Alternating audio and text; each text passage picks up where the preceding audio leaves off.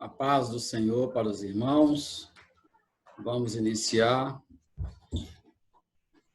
neste domingo pela manhã o estudo da lição de número 6 da Escola Bíblica Dominical. Sou o evangelista Ronildo, somos aqui da Assembleia de Deus, do bairro Jardim Panorama, Ipatinga, Minas Gerais, do Ministério Pastor Júnior Calais. Nós estamos situados na Assembleia de Deus, na rua Serra Negra, número 100, do bairro Jardim Panorama.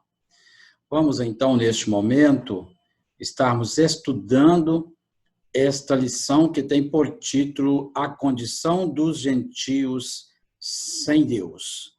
Nós vamos estar agora lendo o textuário que diz para nós, em Efésios, no capítulo de número 2, no versículo 11, diz assim: E, portanto, lembrai-vos de que vós, noutro tempo, éreis gentios na carne e chamados incircuncisão, pelos que na carne se chamam circuncisão, feita pela mão dos homens. E a verdade prática, outrora sem Deus, por meio de Cristo, os gentios tornaram-se descendência de Abraão e herdeiros da promessa. A leitura bíblica em classe encontra-se em Efésios, no capítulo 2, versículo 11, ao versículo de número 12, e em Romanos, no capítulo de número 4, versículo 12 ao versículo 14. Essas são as nossas referências bíblicas para o estudo da lição desta semana. Nós temos como objetivo desta lição conceituar espiritualmente a circuncisão e a incircuncisão. Vamos ver aí qual que é o conceito dessas duas palavras e também explicitar a antiga condição dos gentios sem Deus e sem Cristo. Como era o homem sem Deus e sem Cristo? E também afirmar que, desprovidos de Deus, os gentios marchavam para a perdição. Ou seja, sem Deus, os gentios estavam rumo à perdição eterna. Não tinham salvação. Estavam, então, dependendo de uma ação do nosso Senhor para que nós pudéssemos viver rumo à vida eterna e não à perdição. Então, nós vamos, logo na introdução da lição, nós vamos ver que, nesta introdução, que o homem, na presente lição, veremos o autor, ele diz ali em Efésios, Então, Paulo, assim, reportando aos Efésios, ele lembra aos gentios de que, antes da regeneração, eles eram incircuncisos e haviam experimentado 5 formas de privações. Ou seja, eles estavam privados. Eles, antes da regeneração, antes do Senhor estar regenerando, nós éramos incircuncisos e éramos privados de 5 coisas, sendo essas: nós estávamos sem Cristo, nós éramos separados de Israel, nós não tínhamos esperança, vivíamos sem Deus e éramos alienados quanto à promessa de Deus. Isto é, os gentios. Porque o Senhor, ele tinha algo preparado, fez as promessas e as bênçãos, elas foram manifestadas, declaradas para o povo da descendência de Abraão. Então, ali, os israelitas e os judeus, eles tinham o direito aí da sua salvação. Ok? Então, nós vamos dar sequência, porque como eles não faziam parte da promessa de Abraão, eles não eram herdeiros da promessa. E a Epístola aos Efésios vai nos mostrar nesta lição a condição da posição gentílica.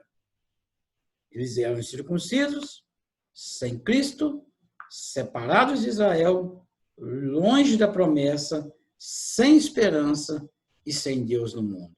Vivia uma situação muito delicada. Vivia algo muito delicado, sem esperança nenhuma, sem nenhuma visão de o que seria da sua vida. Viviam sem confiança.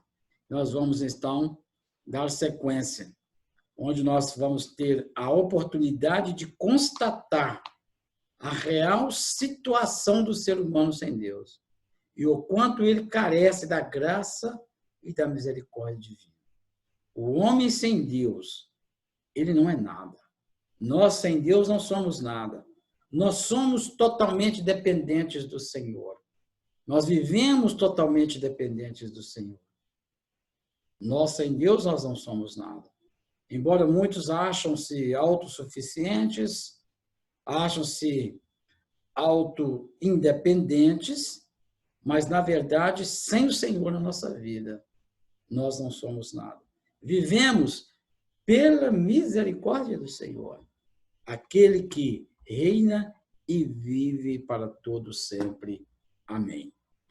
Ponto central, então, desta lição é que os gentios eles tornaram-se descendência de Abraão e herdeiros da promessa. Esse é o ponto central da lição. Nós vamos ver que antes nós não pertencíamos à descendência de Abraão e não éramos herdeiros da promessa. Mas através da regeneração feita por Jesus, através do Espírito Santo, nós podemos, então, e tivemos o direito de podermos participar destas bênçãos prometidas ali aos descendentes de Abraão. Chamados incircuncisão. O que é uma pessoa incircuncisa? O que é ser chamado de incircuncisão?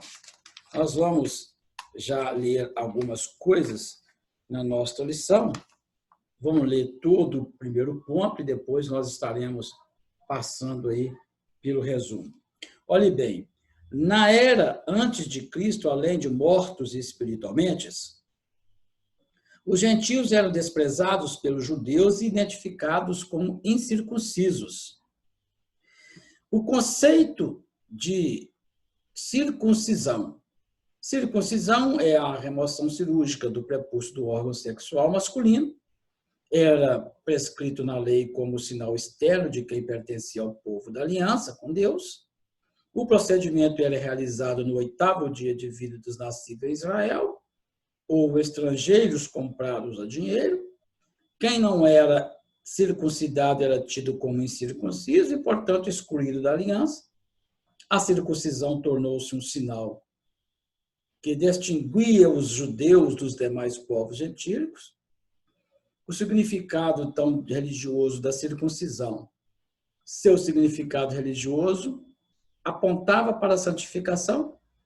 Como a corrupção e as práticas idólatras estavam fortemente relacionadas com a sexualidade depravada, a circuncisão simbolizava a aliança de purificação requerida ao povo escolhido. Era algo tão sério que os judeus procuravam-se até mesmo a comer com os recusavam-se até mesmo a comer com os incircuncisos. A circuncisão do coração. O apóstolo reconhece que os gentios não faziam parte da circuncisão, mas com uma ressalva. O sinal dos judeus era apenas físico e realizado por mãos humanas. A boa nova que Paulo traz é a de que a verdadeira circuncisão não se tratava de uma operação externa na carne realizada pelos homens, mas a que foi feita no interior e que é do coração, cujo louvor não provém dos homens, mas de Deus. Assim, em Cristo, o sinal de quem pertence a Deus não é a circuncisão e nem a incircuncisão, mas sim o ser uma nova criatura. a circuncisão na nova aliança. O assunto da circuncisão gerou discussões acaloradas entre judeus e gentios. Em Antioquia, a questão ganhou muita dimensão, provocou intensos debates, culminou na convocação do primeiro concílio da Igreja em Jerusalém, a deliberação dos apóstolos sobre o assunto, sob a orientação do Espírito Santo, passou a enfatizar de que na nova aliança, a circuncisão somos nós, que servimos a Deus no Espírito e nos gloriamos em Jesus Cristo e não confiamos na carne. Ou seja, o primeiro ponto, então, nós vimos aí, chamados incircuncisão, é, na realidade, na era antes de Cristo, além de mortos espiritualmente, os gentios eram desprezados pelos judeus e identificados como incircunciso, certo? Ou seja, vamos primeiro, então, chamar o que é ser circuncidado. Eles eram chamados incircuncisos, eles eram identificados como incircuncisos. Por quê? Porque eles não eram circuncidados. E o que é a circuncisão, que é o que nós estamos estudando aqui nesta manhã? A circuncisão, nós lemos aqui nesta lição, neste primeiro ponto, que eu li todo o primeiro ponto, e depois a gente faz um resumo dos subpontos para ficar melhor. Nós enriquecemos alguns pontos específicos do primeiro ponto para a gente poder estar falando algo a respeito. Então, neste primeiro subponto, nós vamos ver que circuncisão, nós lemos, né, na nossa revista, de que circuncisão ela é a remoção cirúrgica do prepúcio do órgão sexual masculino. Era prescrito na lei como sinal externo de quem pertencia ao povo da aliança com Deus. Ou seja, o que é isso? É uma remoção do prepúcio do órgão sexual masculino, onde ali é uma demonstração externa de que foi feito e é uma ordenança daquilo que foi colocado em Gênesis, no capítulo de número 17, a parte do versículo de número 10 no versículo de número 11, que diz assim para nós a palavra, olha só, vamos abrir a nossa Bíblia, está escrito: esta é a minha aliança, que guardareis entre mim e vós e a tua descendência depois de ti, que todos os homens entre vós será circuncidado. Ou seja, é uma lei, é uma ordenança, ou seja, aquilo que foi ordenado, foi escrito na lei para que pudesse ser cumprido. Então, no versículo 11 diz: e circuncidarei a carne do vosso prepúcio, e isto será por sinal da aliança entre mim e vós. Ou seja, é um sinal da aliança. Aliança é um pacto. Aliança é aquilo que foi feito ali, um acordo, uma aliança, para que pudesse, em ambas as partes, para que pudesse estar tendo um objetivo comum. Neste caso aqui, o conceito de circuncidar era um sinal para que todos aqueles que fossem descendentes de Abraão, todos os israelitas, todos os judeus, que eles pertenciam ao povo da aliança. Ou seja, pertenciam aos descendentes de Abraão. Ok? Então, esse é o conceito de circuncidar, de circuncisão. É a remoção do órgão, do prepúcio do órgão sexual masculino.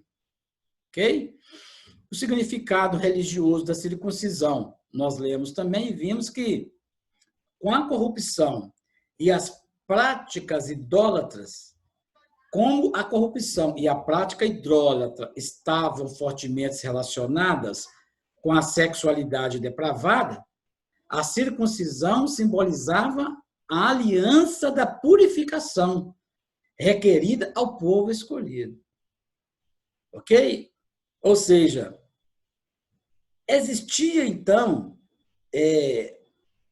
o povo israelita, o povo judeu, eles eram separados, diferentes, eles viviam ali, na realidade, com as suas religiosidades, e eles, então, se separavam, obedecendo, então, o que está escrito em Gênesis, no capítulo de número 17, de que eles precisavam estar sendo separados, né?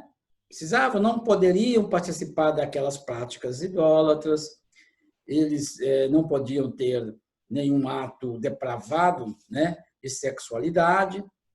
Então, a circuncisão, então, ela simbolizava aí esta aliança de purificação. Esse é o significado religioso, então, aí, requerido ali ao povo escolhido aí, através do pacto fez a Abraão, onde nós tivemos esta referência bíblica aí em Gênesis, no capítulo 17, aí no versículo de número 10 e no versículo de número 11. E a circuncisão do coração, né? Ou seja, o homem, ele precisa ter a circuncisão. O homem precisa entender que a verdadeira circuncisão não é aquela circuncisão realizada, feita, na realidade, através da remoção, né, do crepúsculo e do órgão sexual. A verdadeira circuncisão é aquela circuncisão que vem do coração, aquela circuncisão que vem do interior, aquela circuncisão que nos faz ter atitudes diferentes, comportamentos diferentes, vivermos uma vida santificada, viver no interior, não sermos como o sepulcro caiado, que por fora é branquinho, é bonito, mas por dentro está podre, por dentro está totalmente detonado, totalmente podre. Nós vivemos, então, a palavra do Senhor diz que o que contamina o homem não é o que entra na boca, é o que sai, porque o que sai vem do coração. Então, precisamos verdadeiramente ser transformados. Precisamos ter essa circuncisão no coração. E não preocuparmos somente com as coisas externas, aquilo que vai nos identificar externamente. Precisamos preocupar com aquilo que vai nos identificar de forma interna. O nosso caráter, a nossa moral, a nossa maneira de viver, a nossa santificação, né? A nossa decisão, né, como ser humano, como filho de Deus, vivemos verdadeiramente para fazermos a obra do Senhor, para obedecer ao Senhor, para vivermos uma vida diferente, sermos diferentes, fazermos parte, na realidade, daqueles que irão herdar a vida eterna. Precisamos batalhar a cada dia. E a palavra do Senhor, em Romanos, no capítulo 2, 29, diz que no interior, aqui é do coração, cujo louvor não provém dos homens, mas de Deus. Ou seja, o crepúsculo, aquilo que é físico, aquilo vem do homem, feito pelo homem. Aquilo não demonstra nada feito no interior. Aquilo não transforma o caráter, o interior do homem, as atitudes do homem, a maneira de viver do homem. Então, nós precisamos, então, né, entender que a verdadeira circuncisão, ela tem que vir do coração, tem que ser feita no coração. Temos que ser transformados, vivermos transformados, vivermos diferente. Então, é necessário nós entendermos esta questão. E lemos também, no subponto 17, no subponto 4, a circuncisão na nova aliança.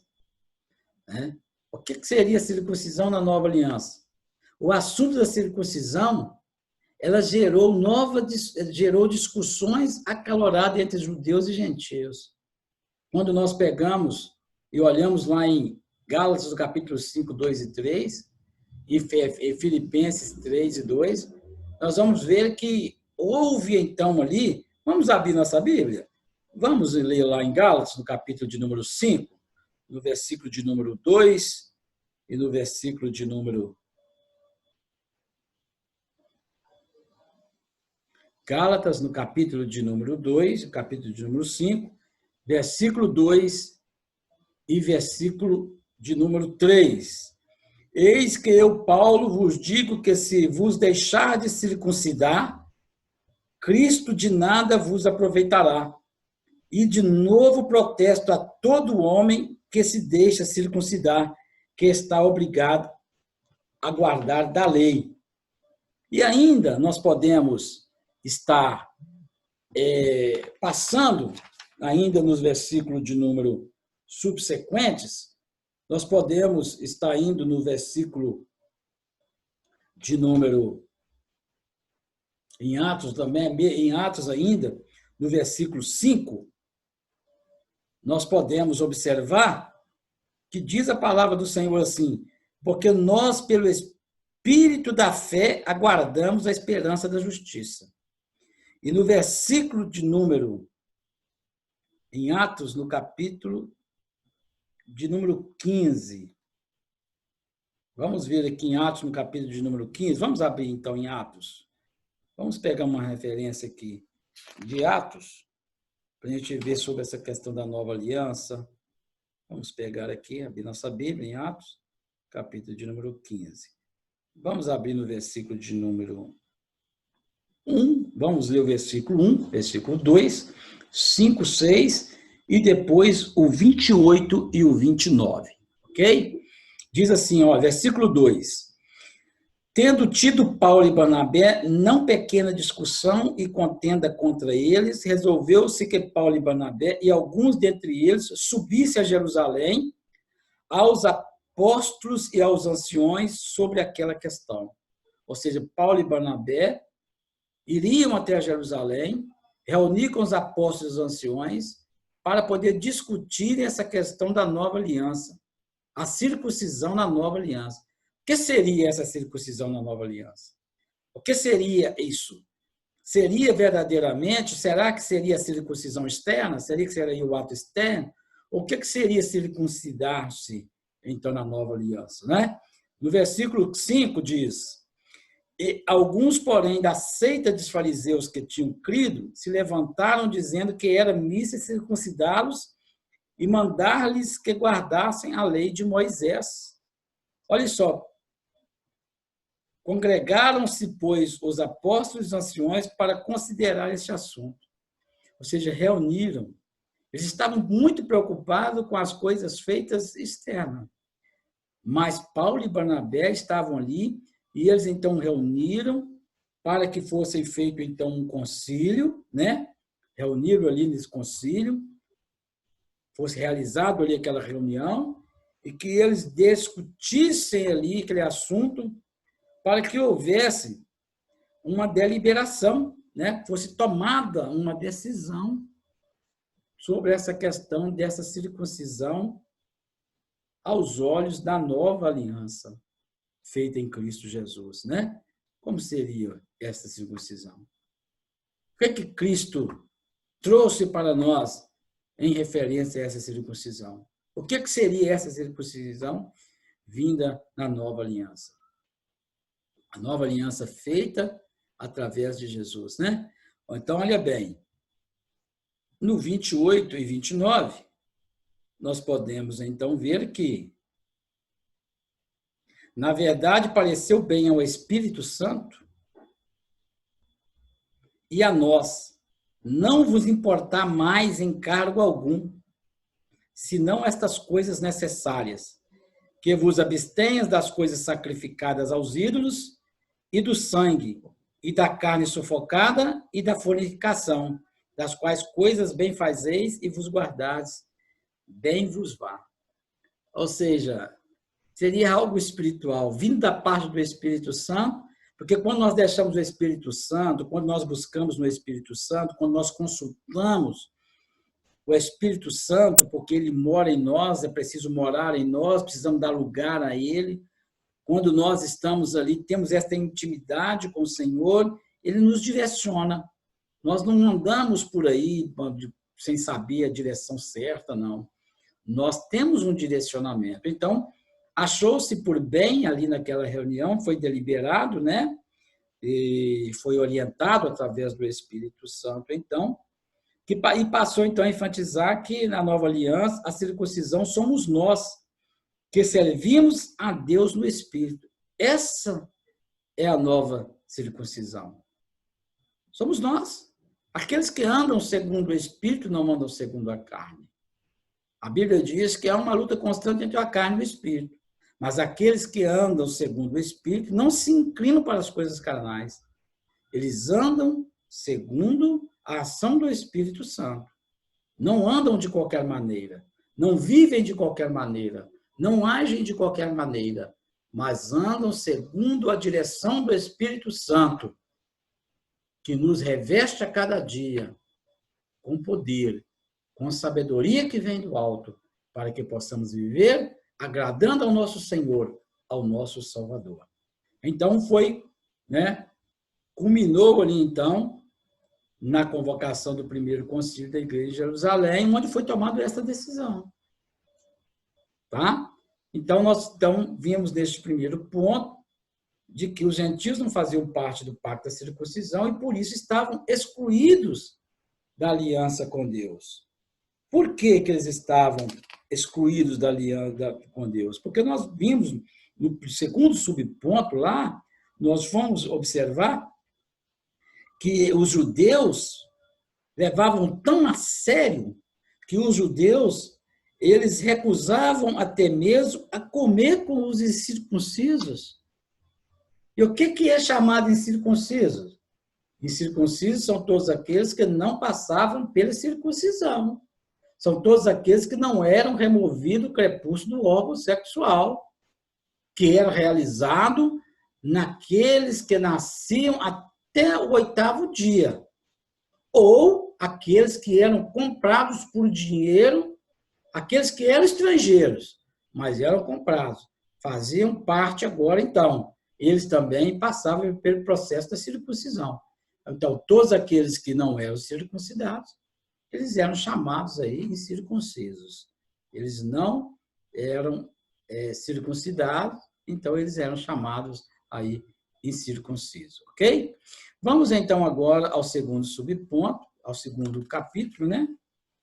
Que diz da nossa lição, falando sobre estranhos ao conceito da promessa. O que é um estranho? Estranho que não são conhecidos. Estranho que não se conhece, né? Estranho aqueles que ainda não pertencem, digamos assim. Tá? Então, vamos ler o segundo subponto todos e depois nós vamos também fazer da mesma forma como fizemos no primeiro ponto aqui. Vamos ler todo o segundo e depois estaremos fazendo o comentário de todos os subpontos, ok? Então, vamos lá. Nessa parte, o apóstolo Paulo aponta a situação dos gentios naquele tempo estáveis sem Cristo, separados da comunidade de Israel e estranhos aos conceitos da promessa. Uma vida sem Cristo. Ao descrever a história passada dos gentios, o apóstolo traz à memória de que naquele tempo, isto é, antes da regeneração, eles viviam imersos no paganismo e, portanto, sem Cristo. Isso indica que a religiosidade dos gentios era incapaz de inseri-los na promessa messiânica de salvação. Também significa que eles desconheciam a Cristo, como também eram indiferentes às promessas acerca dele e da sua obra. Olha só para você ver. Separados da comunidade de Israel. Ainda no versículo 12, o apóstolo salienta a desvantagem de os gentios não pertencerem à comunidade de Israel. Eles estavam excluídos não só dos símbolos externos, mas também não faziam parte do povo escolhido e, consequentemente, não podiam usufruir dos privilégios da aliança de Abraão. A constatação cruel era de que Deus não havia se revelado aos gentios, pois a chamada divina fora feita somente a Abraão e a sua descendência. Nessa perspectiva, a lei e as promessas pertenciam somente aos judeus, e deste modo os gentios estavam fora do alcance das bênçãos prometidas a Abraão, a Isaque e a Jacó.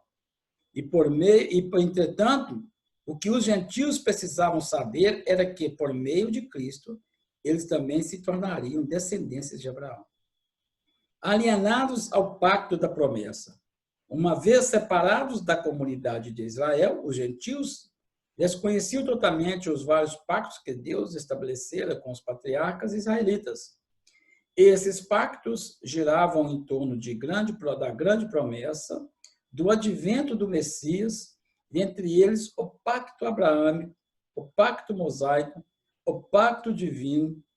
Estes pactos eram reiterações da promessa messiânica. Os gentios não tinham noção deles e, por conseguinte, estavam alienados de qualquer promessa ou esperança messiânica. Agora, uma vez regenerados em Cristo, é revelada a grandeza do amor divino. De alienados da promessa por meio do sangue de Jesus, os gentios tornaram-se herdeiros da maravilhosa promessa. Então, vamos ver aí uma vida sem Cristo. O que é uma pessoa, então, né, viver aí uma vida sem Cristo? Nós vamos ver que o autor descreve na história passada dos gentios, né, o apóstolo traz a memória de que naquele tempo, isto é, antes da regeneração, eles viviam imersos no paganismo e, portanto, sem Cristo. Eles não conheciam Cristo. Eles eram pagãos, eles eram idólatras, eles viviam mergulhados numa vida totalmente sem Cristo. Eles não conheciam o Cristo. Eles foram, de certa forma, aí eles viviam mergulhados aí, né, porque eles não tinham esse conhecimento aí desta promessa que nós vamos ver que foi feita aí a Abraão. Então, eles eram incapazes de serem inseridos, então, né, na promessa messiânica de salvação. Por quê? Porque eles não conheciam Cristo. E sem Cristo, a palavra de Deus, nós sabemos que ninguém verá a glória de Deus, né? Sem Cristo, ninguém verá a glória de Deus. Sem a salvação, ninguém verá a glória de Deus. E Cristo é o único caminho, segundo a Bíblia, que não há nenhum intermediador entre o homem e Deus, a não ser Jesus Cristo. Entre o céu e a terra, a não ser Jesus Cristo. Não existe nenhum intermediador. O verdadeiro Deus, aquele que veio para poder nos conduzir à salvação, é Cristo. Então, aquele que não conhece Cristo, aquele que não anda em Cristo, aquele que não está com Cristo, como ele poderá ser salvo? Como poderá herdar as promessas feitas através de Cristo Jesus? Não tem como. Então, eles viviam, então, aí, imersos aí, então, nestas questões, e, então, eles não tinham o direito, então, da promessa. Mas, no segundo subponto, nós vimos que eles eram separados da comunidade de Israel. Né? Nós lemos aqui que no versículo 12 nós podemos, né, devemos aí na nossa introdução, na leitura bíblica de referência, né, que o apóstolo salienta a desvantagem de os gentios não pertencerem à comunidade de Israel. Qual que é essa desvantagem? Nós vimos no segundo ponto aí. Era uma desvantagem muito grande. Por quê? Porque eles não podiam usufruir das promessas da aliança, porque eles, olha só, as promessas, os gentios estavam fora do alcance das bênçãos, estavam separados da comunidade de Israel.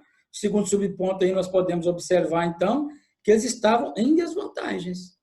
Por quê? Porque eles não foram alcançados pelas bênçãos das promessas feitas a Abraão, a Isaac e Jacó, certo?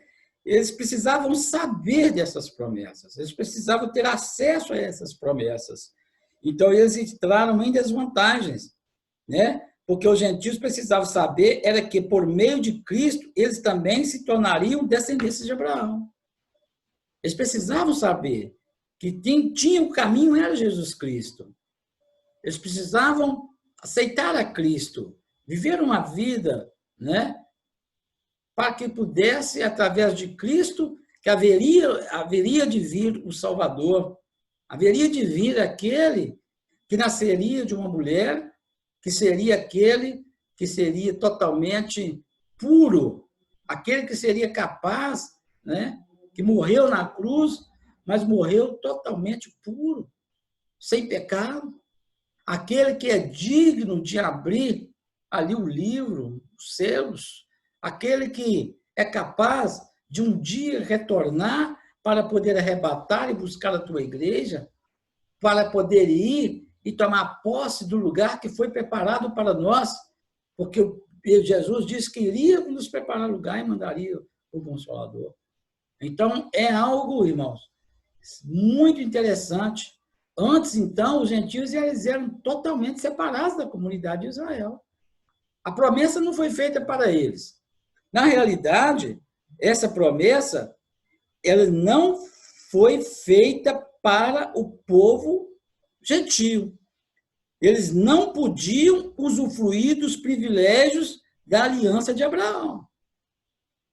Foi totalmente direcionada, Deus havia revelada, não havia revelada aos gentios.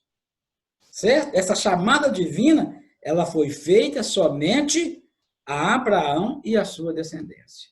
E no segundo, no terceiro subponto, ainda no primeiro nós podemos então, né, acrescentar aí que eles estavam excluídos não só dos símbolos externos, mas também não faziam parte do povo escolhido e, consequentemente, então, não podiam usufruir dos privilégios da aliança de Abraão. Ou seja, eram incircuncisos, não tinham aí o símbolo externo, não eram circuncidados e não faziam parte do povo escolhido. Consequentemente, não podiam usufruir do privilégio da aliança de Abraão. Entretanto, o que os gentios precisavam saber é que, por meio de Cristo, eles também se tornariam descendência de Abraão. Em Gálatas, no capítulo 3, no versículo 29, quando nós abrimos a nossa Bíblia e vamos nesta referência lá em Gálatas, nós podemos ali no capítulo de número 3, abrindo a sua Bíblia aí no versículo 29, nós podemos então ler que: e se sois de Cristo, então sois descendência de Abraão e herdeiros conforme a promessa. Gálatas capítulo 3, 29. Se sois de Cristo, então sois da descendência de Abraão e herdeiros conforme a promessa. Ou seja, já mudou de situação. Antes não podia, mas através de Cristo tinha uma separação, os gentios e os israelitas, os judeus. Mas agora, através de Cristo, formou-se a igreja. O povo que é separado, o povo, o gentio, então, passa a fazer parte da promessa do Senhor. Passa a fazer parte da promessa que foi feita a Abraão. Os gentios passam a pertencer à descendência de Abraão. Foi feito, então, esse enxerto através de Cristo Jesus. Então, dando sequência no terceiro subponto, reforça de que os gentios eles eram alienados, né, dos pactos da promessa. Uma vez separada da comunidade de Israel, os gentios eles desconheciam totalmente os vários pactos de Deus, que Deus tinha estabelecido aos patriarcas israelitas. Estes pactos giravam em torno da grande promessa do advento do Messias. Qual seria essas promessas do advento do Messias? Vamos ver quais são eles? Olha bem, é o pacto Abraão, né, através de Abraão, que está ali em Gênesis, no capítulo de número 12, também o pacto mosaico, né, através de Moisés, ali em Deuteronômio 28, e também o pacto davídico, né, ali feito ali o pacto Davi, né, segundo Samuel. Então, os gentios não tinham noção desses pactos. Consequentemente, então, eles estavam alienados, separados, excluídos de qualquer promessa ou esperança messiânica. Agora, uma vez regenerados em Cristo e revelados a grandeza do amor, é revelada a grandeza do amor divino. Ou seja, eles não sabiam que haveria de vir o Messias, que entregaria por nós, que ia sair da sua deidade, que sairia dali, né?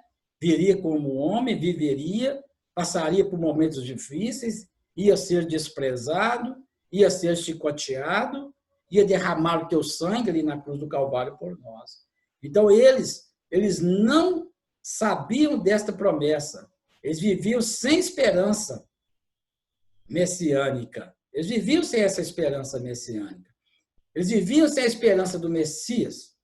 Eles não faziam, eles não sabiam desta promessa que o Messias viria para poder estar resgatando, né, ali os gentios, resgatando o povo, né, do pecado. Porque o homem distanciou tanto do pecado, viveu tanto no pecado, foi desobediente, distanciou-se de Deus, mas o Senhor, pelo teu infinito amor, pela tua grande misericórdia, o que ele fez? Manda o seu Filho amado, Jesus Cristo, para entregar por nós, para que nós pudéssemos ser regenerados, vida nova, transformados, né? E aí, então, esta grandeza, através deste grande amor, nos fez, então, a fazer parte, então, ali, dessa aliança feita ali em Abraão.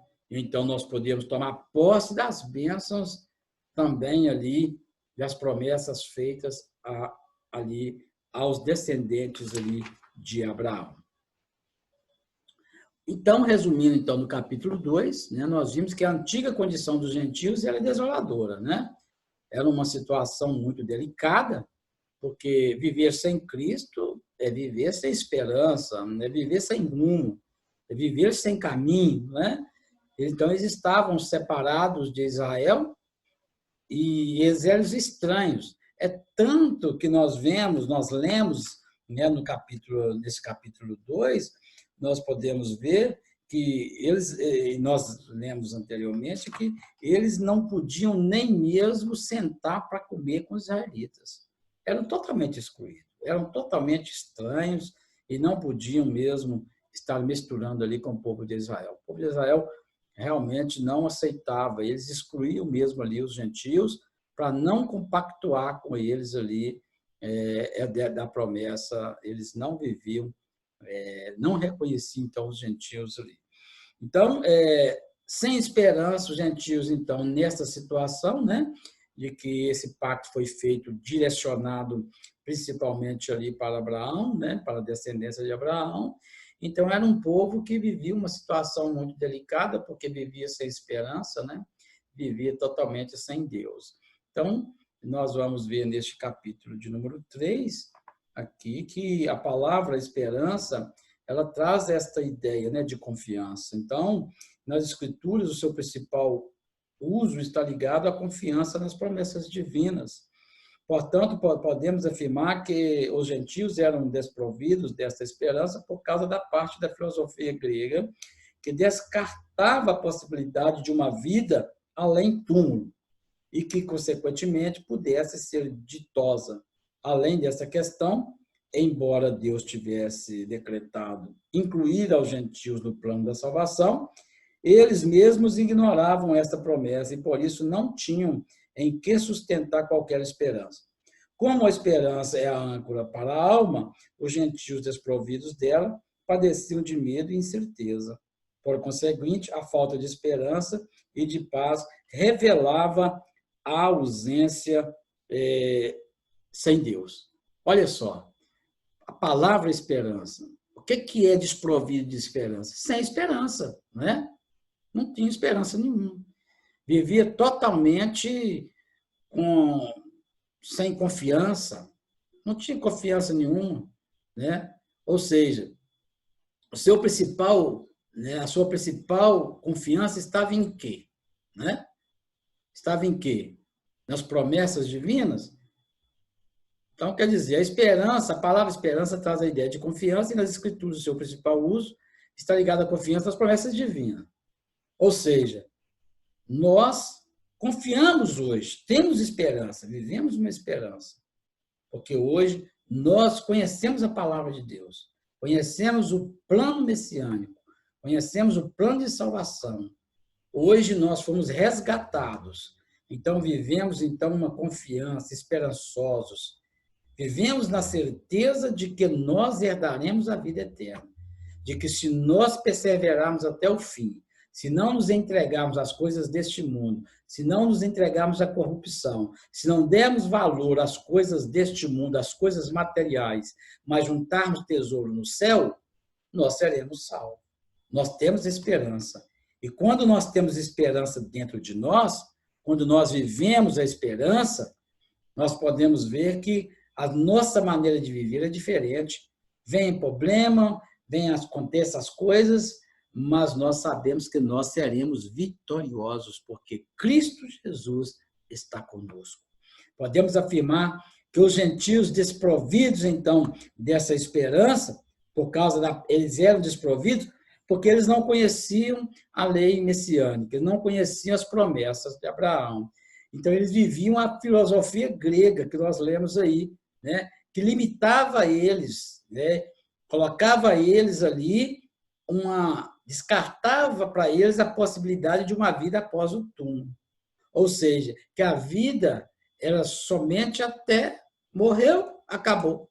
Não tem mais vida após o túmulo, né? Então, eles viviam, então, totalmente desprovidos, desesperançosos, sem confiança, porque estavam fundamentados numa falsa filosofia, né? A filosofia grega ali, que era imposta e colocada ali sobre aqueles povos, então.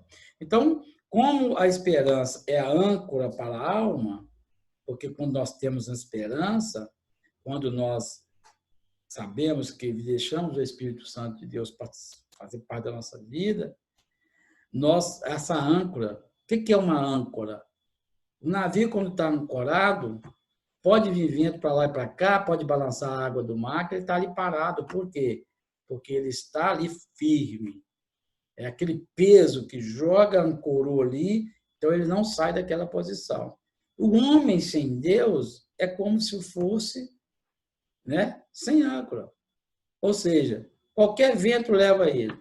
Não tem esperança nenhuma, não tem razão para viver. Muitos entram em estados até mesmo depressivos, porque passam a viver isolados de Deus, já não confiaram mais em Deus, acharam que Deus já não preocupa mais com ele, já não tem um amor a ele, virou as costas para ele.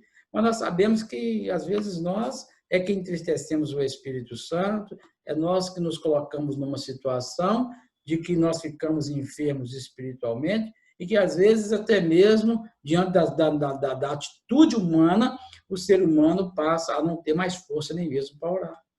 Mas isto é consequência, isto é algo do homem, da natureza humana, mas que é superada a partir do momento em que você vive a sua vida espiritual, que você vive mais inclinado para as coisas espirituais. Aí você não inclina para as coisas carnais. O homem espiritual, ele se inclina mais para as coisas espirituais. O homem carnal se inclina mais para as coisas carnais.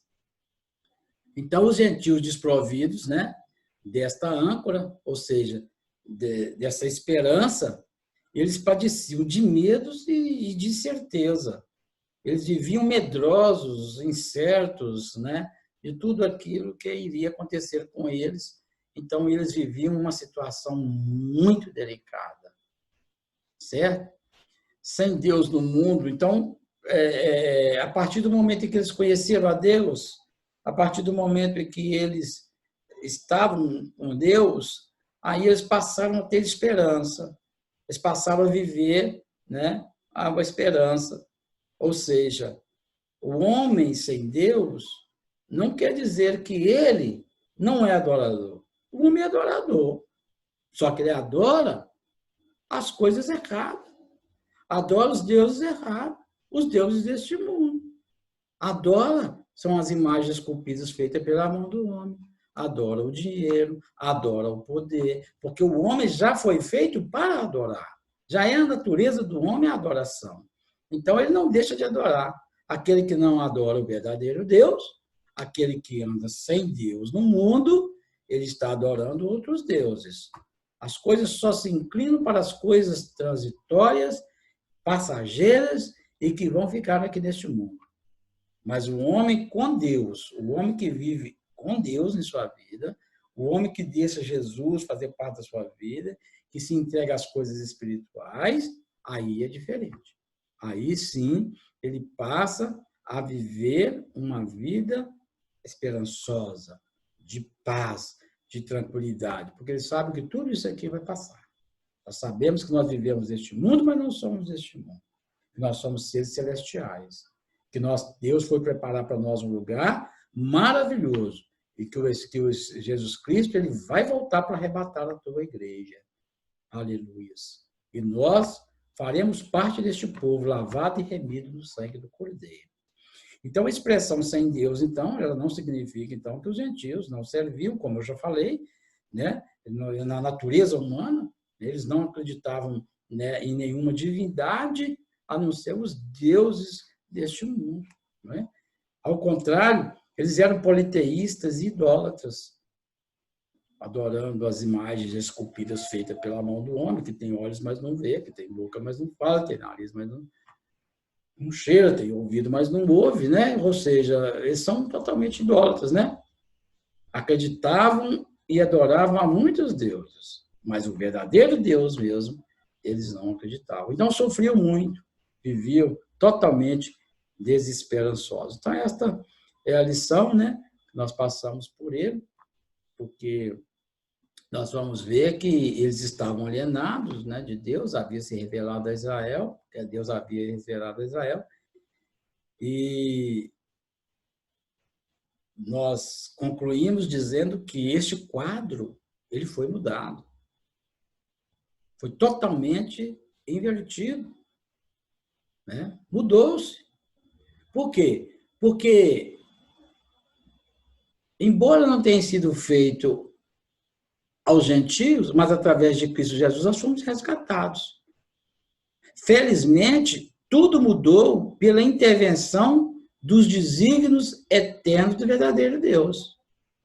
Porque ele entregou o seu Filho, Jesus Cristo, por amor a nós, e aí então nós fomos regenerados, nós fomos vivificados, e nós hoje então, nós temos certeza da nossa salvação.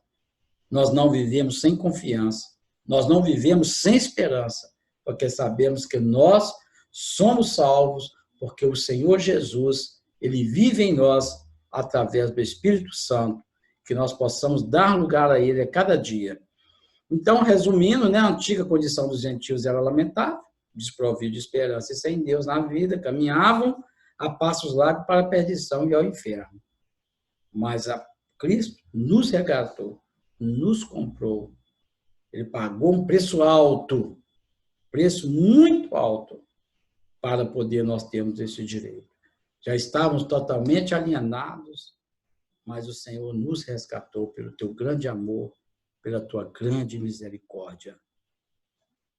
A conclusão, então, no outro tempo éramos incircuncisos e estávamos excluídos da aliança com Deus, separados de Cristo e de Israel, vivíamos alienados ao concerto da promessa, desesperançados e longe de Deus. Um dia, porém, a magnitude do amor divino aproximou-se-nos de Cristo e de Israel, incluiu-nos na esperança da promessa e revelou a nós o único e verdadeiro Deus. Bendito seja o seu santo nome para sempre. Amém. Na próxima lição, nós estaremos aí passando, né, na lição de número 7, provavelmente será feito aí pelo nosso superintendente, presbítero Tarcísio, onde nós estaremos estudando acerca de Cristo é a nossa reconciliação com Deus. Eu, então, agradeço a atenção de todos e que possamos, então, estar orando neste momento e finalizando esta lição. Senhor nosso Deus e nosso Pai, Deus amado e poderoso Senhor, obrigado, ó Deus, por nos resgatar, obrigado, Senhor, por nos regenerar, Obrigado, Senhor, por nos salvar. Obrigado, Senhor, por ter nos colocado, ó Pai, nesta posição privilegiada de adorarmos a Ti, de glorificar e exaltar o Teu santo nome, de poder, Senhor Deus querido, saber que a verdadeira circuncisão é que está dentro de nós, no nosso coração, vivendo, ó Pai, segundo a Tua vontade, o Teu querer, e que a cada dia, Senhor, possamos, ó Pai, sermos luz, possamos, Senhor, fazer a diferença neste mundo, Pai, onde, ó Deus querido, jaz no maligno, mas sabemos, Senhor, que nós seremos vitoriosos, iremos, ó Pai querido, até o fim, perseveramos, ó Pai querido, porque a vitória é certa no nome do Teu Filho amado, Jesus Cristo. Amém. A paz do Senhor para todos. Aleluia.